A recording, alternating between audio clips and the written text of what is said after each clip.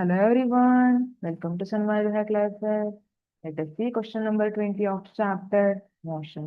Define acceleration. Acceleration ಅನ್ನ define ಮಾಡಿ, write its unit. Unit ಅನ್ನ ಬರೀರಿ. Rate of change of velocity is called acceleration.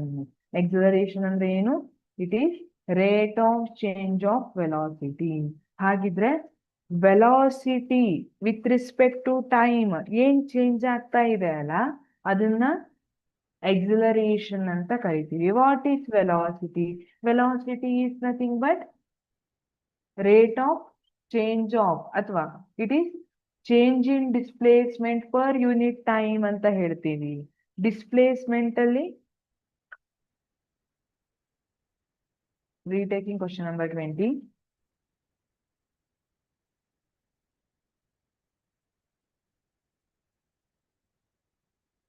Retaking.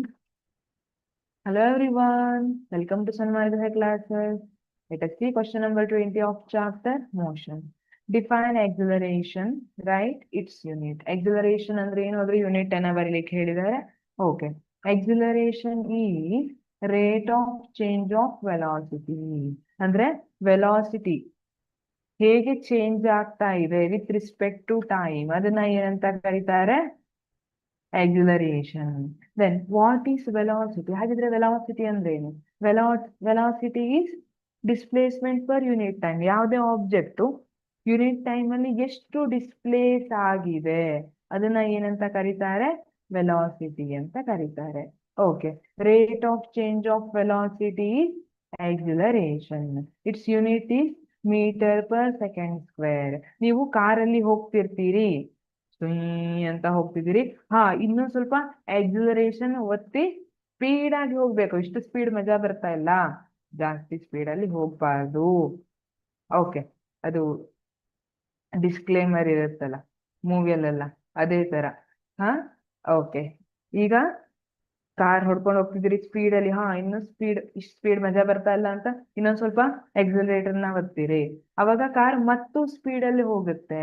ಅಂದ್ರೆ ಅಲ್ಲಿ ವೆಲಾಸಿಟಿ ಚೇಂಜ್ ಆಗ್ತಾ ಇದೆ. ಟೈಮ್ ಚೇಂಜ್ ಆದ ಹಾಗೆ ವೆಲಾಸಿಟಿ ಕೂಡ ಚೇಂಜ್ ಆಗ್ತಾ ಇದೆ. ಅದನ್ನ ಎಕ್ಸಿಲರೇಷನ್ ಅಂತ ಹೇಳ್ತೀವಿ. Acceleration sometimes may be it is positive, sometimes negative. Negative acceleration ಮತ್ತೆ ಪಾಸಿಟಿವ್ ಎಕ್ಸಿಲರೇಷನ್ ಅಂತ ಕೂಡ ಹೇಳ್ತೀವಿ. ಪಾಸಿಟಿವ್ ಅಂದ್ರೆ ಯಾವಾಗ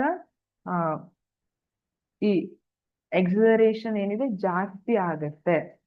ಫಾರ್ ಎಕ್ಸಾಂಪಲ್, ಇನಿಷಿಯಲಿ ನೀವು ನಿಂತ್ಕೊಂಡಿದ್ರಿ, ಓಡ್ಲಿಕ್ಕೆ ಸ್ಟಾರ್ಟ್ ಮಾಡಿದ್ರಿ, ಆಗ ಇನಿಷಿಯಲ್ ನಿಮ್ದು ಎಕ್ಸಿಲರೇಷನ್ ಏನಿತ್ತು 0 ಇತ್ತು.